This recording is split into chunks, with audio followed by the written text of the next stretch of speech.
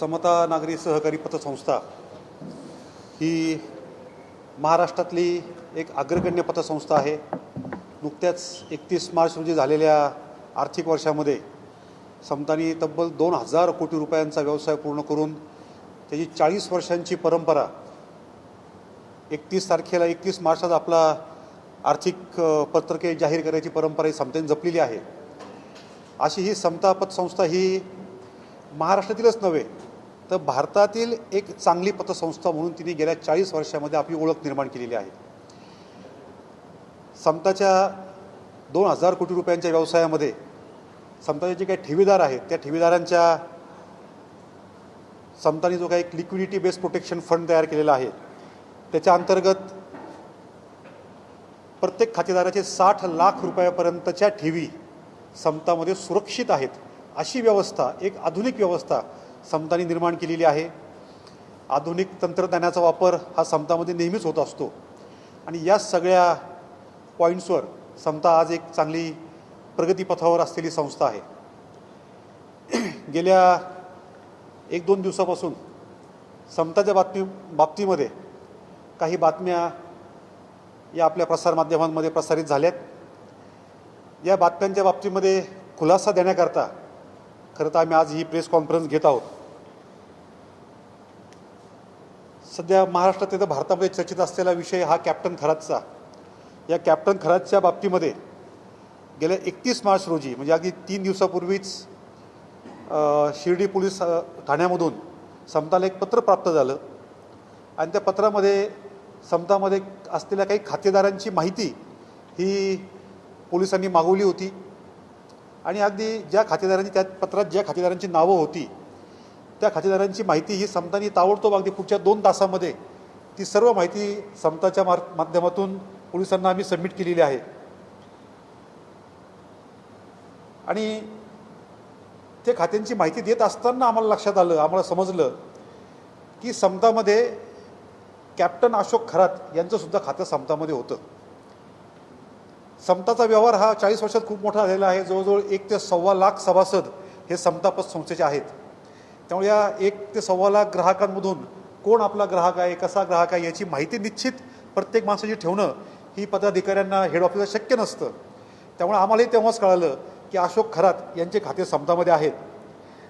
पण ती खाते ओपन करताना जी काही खात्यांची माहिती आम्हाला पोलिसांनी मागवली होती, जी खाती आमच्याकडे आहेत, जी काही 1,10,000 खाती समतामध्ये आहेत, या सर्व खात्यांची KYC ही पतसंस्थांच्या जो सहकार खात्याची नियमावली आहे, जे आमचे उपविधी आहेत त्या उपविधीप्रमाणे पूर्ण KYC नॉर्मची पूर्तता ही समताने केलेली आहेत। म्हणजे मी पर्टिक्युलर अशोक खरात किंवा त्यांचे जे काही नावं आम्हाला मागवले त्यांच्या बाबतीत बोलत नाहीत, मी प्रत्येक सभासदाच्या बाबतीमध्ये बोलतो की प्रत्येक खात्याची KYC ही समतामध्ये पूर्ण करून घेतल्याशिवाय समतामध्ये कुठलंही खातं ओपन करून घेतलं जात नाही। तशाच पद्धतीने या अशोक खरात असो किंवा इतर खातेदारांची माहिती जी आम्हाला पोलिसांनी मागवली होती त्या सर्व खातेदारांची KYC आम्ही नियमाप्रमाणे पूर्ण करून घेतलेली होती। त्यामुळे हे सर्व खाते नियमित समतामध्ये होते। हे पूर्ण खाते कायदेशीर पद्धतीने समतामध्ये उघडण्यात आलेले होते आणि या सर्व खात्यांमध्ये साधारणतः मे 2021 पासून तर जानेवारी 2026 पर्यंत या सर्व खात्यांमध्ये व्यवहार चालू होते। 2021 साली आमच्याकडे ते खाते ओपन झाले, त्याच्यानंतर त्याच्यामध्ये बऱ्यापैकी ट्रान्झॅक्शन झाले। 2026 मध्ये जानेवारीमध्ये या सर्व खात्यांमधले जे काही रकमा आहेत ह्या ज्या त्या खातेदारांनी आपापल्या काढून घेतल्या। त्याच्यामागे त्यांचे काही वैयक्तिक कारणं असतील हे आम्हाला माहीत नाही, परंतु जानेवारीमध्ये त्यांनी सगळे आपले पैसे त्यातून काढून घेतले आणि त्याच्यानंतर या खात्यामध्ये काही व्यवहार राहिले नाही।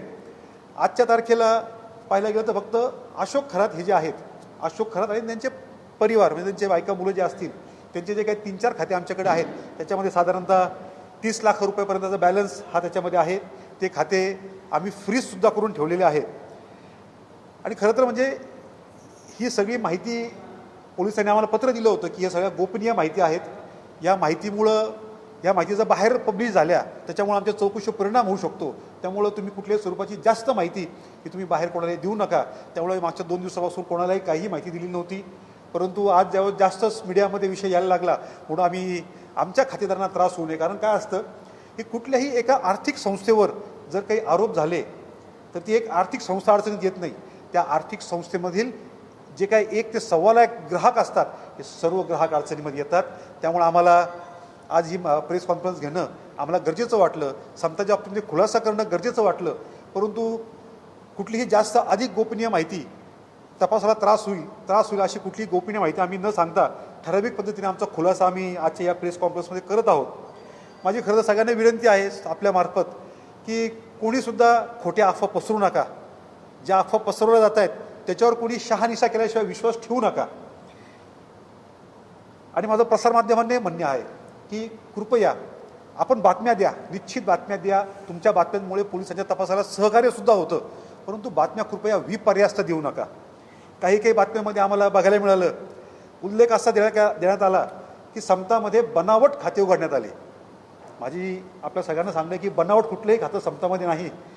खात्यांची पूर्ण कायदेशीर पूर्तता केल्यानंतरच आम्ही समतामध्ये खाते ओपन केलेले आहेत. कायदेशीर पद्धतीने जे त्यात व्यवहार करता येतात त्याच पद्धतीनं समताने त्यामध्ये पूर्ण व्यवहार केलेले आहेत. पुढं बातमी आली की एका दिवसात लाखो रुपयांचे व्यवहार झाले.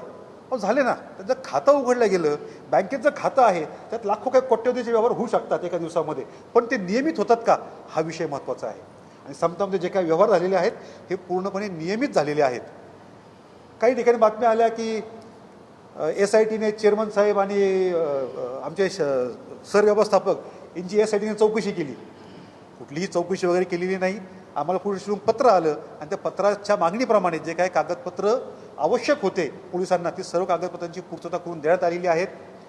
माझी या निमित्ताने आपल्या सर्वांना तीच विनंती आहे की समता पतसंस्थेने 40 वर्षामध्ये विश्वास आणि सुरक्षितता या ब्रीदवाक्यानुसार जे काही आत्तापर्यंत ग्राहकांचे व्यवहार केलेले आहेत, ठेवीदारांचे व्यवहार जपलेले आहेत, असेच व्यवहार इथून पुढे सुद्धा पारदर्शी पद्धतीपणे कायदेशीरप्रमाणे सहकार खात्याने घालून दिलेल्या उपविधीप्रमाणे सहकार खात्याच्या कायदेशीर बंधनाप्रमाणे समतामध्ये व्यवहार होतात.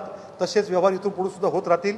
त्यामुळे कोणीही समताच्या बाबतीमध्ये शंका घ्यायचं कारण नाही. सर्वांनी असेच विश्वासपूर्ण व्यवहार समतामध्ये करावेत आणि समताला सहकार्य करावं. धन्यवाद.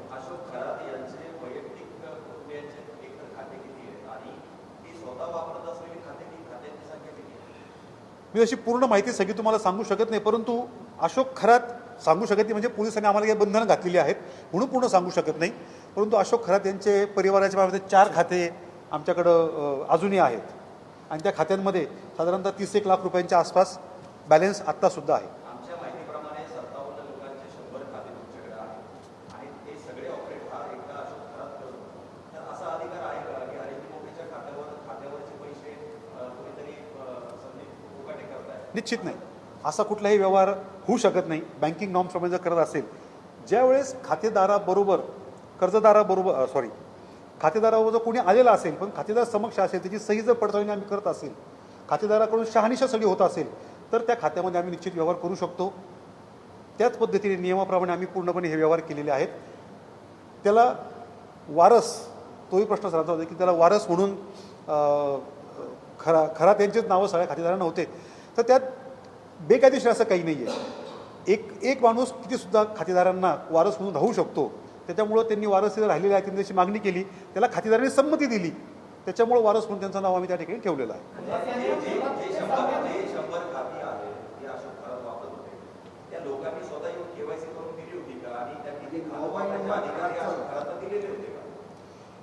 त्या सर्व खातेदारांची KYC ही पूर्णपणे केलेली होती. याच्यातले बरेचसे खाते जे आहेत 2021 खाते ओपन झालेले आहेत. आणि आपल्याला माहिती असेल की 2021 आपल्याकडे कोरोना होता. त्या कोरोना काळामध्ये हे सर्व खाते ओपन झालेले आहेत आणि त्यावेळेस सर्व ट्रान्झॅक्शन हे ऑनलाईन चालायचे, KYC सुद्धा ऑनलाईन चालायची. पण ती KYC आम्ही डिजिटली फेच करून घेतलेली आहे. ती KYC खरोखर आहे की नाही, की त्याच माणसाची आहे का, त्यांचा व्हिडिओ KYC आम्ही करून घेतलेले आहेत. अशा KYCच्या सर्व निकषांची पूर्तता आम्ही त्यावेळेस पूर्ण करून घेतलेली आहे. त्यामुळे कुठेही बनावट खाते आहे असा कुठेही प्रकार समतामध्ये नाही.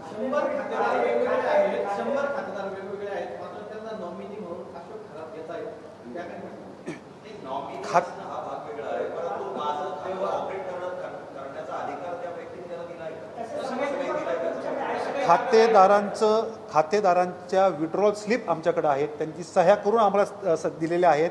बऱ्याचशा वेळेला खातेदार स्वतः पैसे काढण्याकरता आलेले आहेत. कुठंही अशोक खरात इथं पैसे काढायला आला अशातला त्या खात्यामधला भाग नाही. मोबाईल सगळ्या खात्यांचा नाही, बऱ्याचशा खात्यांना मोबाईल नंबर एकच आहे, एक नाही तर 3-4 मोबाईल नंबर आहेत, ते कॉमन आहेत, ते 3-4 ठिकाणी कॉमन आहेत. तर त्यावेळेस खातेदारांनीच आम्हाला सांगितलेलं होतं की तुम्ही हे नंबर आमच्या खात्याला अटॅच ठेवावेत.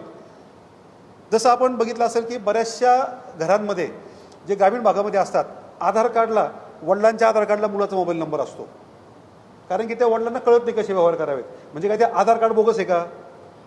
तसं नाही होत. त्यामुळे हे खाते जे आहेत, खातेदारांनी सांगितल्यावर आमच्या अकाउंट ओपन झालेले आहेत.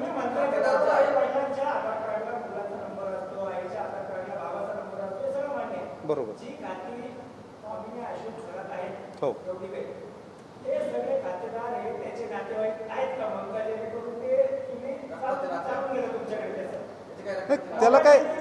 त्याला कायदेशीरदृष्ट्या कुठंही नातेवाईकाचेच नंबर असावेत असं कुठेही बंधन नाही.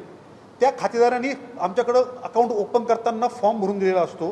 त्या फॉर्ममध्ये तो जो मोबाईल नंबर टाकतो तो आम्हाला सॉफ्टवेअरमध्ये घेणं अपेक्षित असतं आणि त्या फॉर्ममध्ये जी सही असती, मान्यता असती, त्याप्रमाणे आम्ही ते खात्याचे नंबर अकाउंटमध्ये घेतलेले आहेत.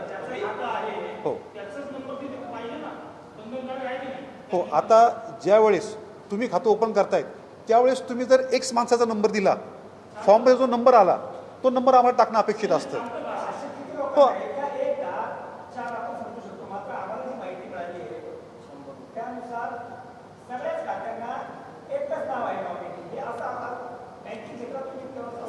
हो. समतामध्ये जवळजवळ 1.25 लाख सभासद आहेत आणि या सर्व सभासदांची KYCची पूर्तता ही ऑडिटच्या मार्फत करण्यात येते. आमचे ऑडिटर जे आहेत ते प्रत्येक वेळेस ब्रँचमध्ये जातात, कुठं कुठं काय काय खाते ओपन झालेले आहेत याची माहिती ते घेतात, सर्व कागदपत्रांची तपासणी करतात.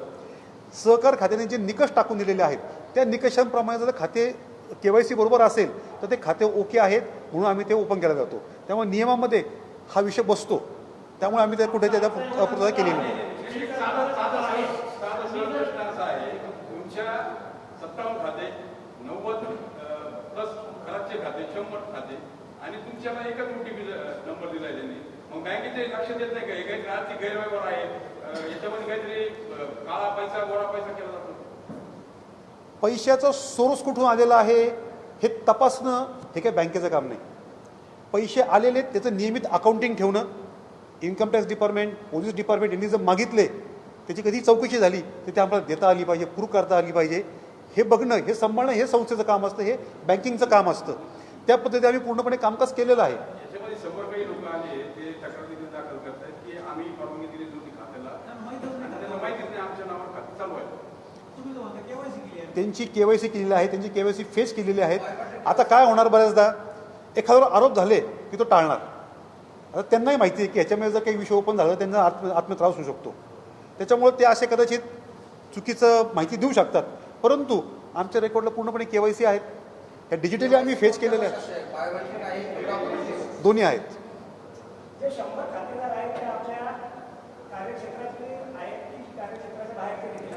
समता पतसंस्थेचं कार्यक्षेत्र हे संपूर्ण महाराष्ट्र राज्य आहे. त्यामुळे महाराष्ट्र राज्यातले कुठलाही माणूस हा समताचा मध्ये व्यवहार करू शकतो. तुम्ही म्हणता की हे सगळे खाते 2021 कोरोना काळामध्ये ओपन केली गेली, तर सगळी नाही, काही खाते.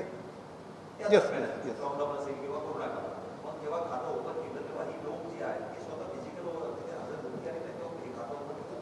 हे सगळे खातेदार त्या ठिकाणी आलेले नव्हते. काहींचे आम्ही व्हिडिओवरून KYC करून क्लिअर केलं, कारण त्यावेळेस तसं सिस्टीम चालू होती. आत्तासुद्धा समता पतसंस्थेचं अत्याधुनिकरण जे पद्धत आहे त्यानुसार आम्हाला खातेदार हा समक्ष ओपन करण्याकरता आलाच पाहिजे संस्थेमध्ये, याची आवश्यकता नाही. आपण कुठल्याही प्रायव्हेट बँकेमध्ये जरी गेलात तरी आता खातं ओपन करण्याकरता आपल्याला समक्ष बँकेत जावं लागत नाही. आपण ऑनलाईन पद्धतीने खातं ओपन करून घेऊ शकतो, subject to condition KYC clear असेल तर. माझं नाव आहे, मला अकाउंटला, मला तुमच्याकडे खाते खोलायचं आहे, पण माझा आधार कार्डला माझा वैयक्तिक नंबर लिंक आहे, पण अशोक खराचा जो नंबर आहे तो एक देखील KYC साठी पूर्ण होऊ शकतो. त्याच्यामध्ये 2 नंबर असतील, ज्याच्यावर OTP जातो तो नंबर आणि प्लस हा एक नंबर असा असेल तर ते पण होऊ शकतं. किंवा तुम्ही KYC करा दुसरा नंबर पण देऊ शकतात. KYCचे परत 2 प्रकार. काही काहींच्या मोबाईल नंबरला KYC कनेक्ट नव्हता सुरुवातीला, आत्ता कंपल्सरी झाले, जेव्हापासून जनधन आधार योजना वगैरे सुरू झाली तेव्हापासून कंपल्सरी झालेले आहेत. सुरुवातीला मोबाईल नंबर कनेक्ट नव्हते आधारला, त्यावेळेस आपण आधार जे आहे ते आपण फेच करून व्हेरीफाय करायचो किंवा सेल्फ अटेस्टेड करून आपण आधार कार्ड घ्यायचो. तर तुम्ही म्हणता की लाखो सभासद आहे, मात्र एकच व्यक्ती या 2-3 वर्षाच्या काळामध्ये या सगळ्या अकाउंटवरनं 60 कोटीपेक्षा जास्तचा व्यवहार करतो. पण पतसंस्थेला शंका आली की हे सगळं काय? सर, हे 60 कोटीचा विषय नाही. समता पतसंस्थेमध्ये प्रत्येक वर्षी हजारो कोटी रुपयांचे व्यवहार होतात. त्यामुळे त्यातला 60 कोटी हा विषय जो आहे तो समताच्या हिशोबाने काय फार मोठ्या अशातला भाग नाही. ट्रान्झॅक्शन नियमित होत आहेत का हे आम्ही चेक करत असतो. आमच्याकडे सेपरेट ऑडिट कंट्रोल रूम आहेत, त्याच्यामध्ये कुठेही जर अनियमित ट्रान्झॅक्शन झालं तर आमच्याकडे लगेच ते मार्क सेन्सर होतात. त्यामुळं कुठेही अनियमित ट्रान्झॅक्शन या सगळ्या प्रोसेसमध्ये कुठेही झालेलं नाही. सगळे ट्रान्झॅक्शन नियमित पद्धतीने झालेले आहेत.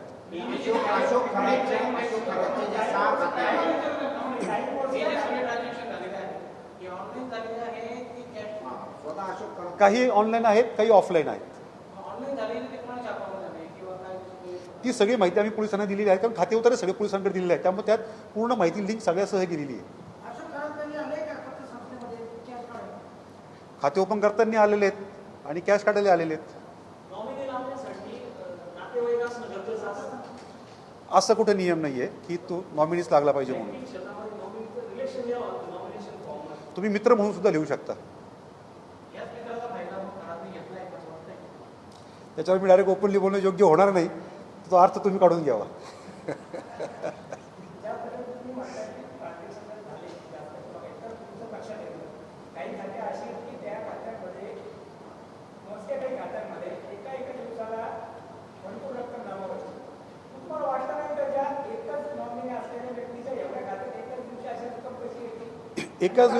एकाच दिवशी रक्कम जर मोठ्या प्रमाणात कॅशमध्ये आली तर ते चुकीचं होऊ शकतं.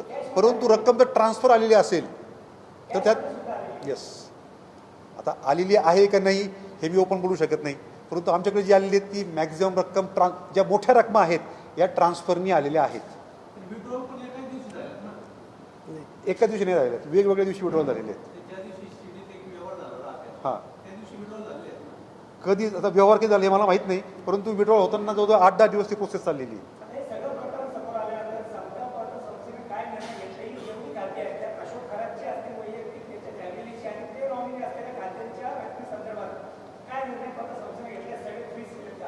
समता पतसंस्थेने जेवढे पोलिसांनी आम्हाला खाते सांगितले ते सर्व खाते फ्रीज केलेले आहेत.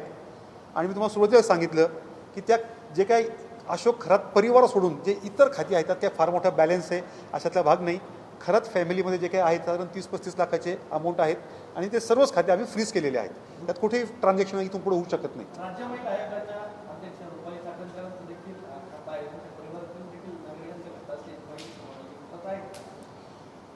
ते मला गोपनीयतेमुळे बोलता येणार नाही, त्याची माहिती तुम्हाला पोलीस व्यवस्थित देऊ शकते. आम्ही पोलिसांकडे सगळे कागदपत्र सबमिट केलेले आहेत.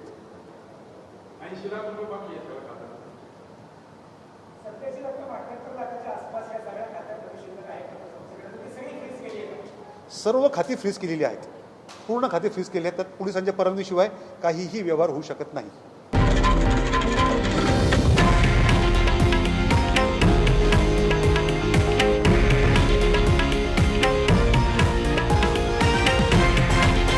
हे आहे देशातील नंबर 1 न्यूज नेटवर्क आणि आपण पाहत आहात TV9 मराठी, एकमेव.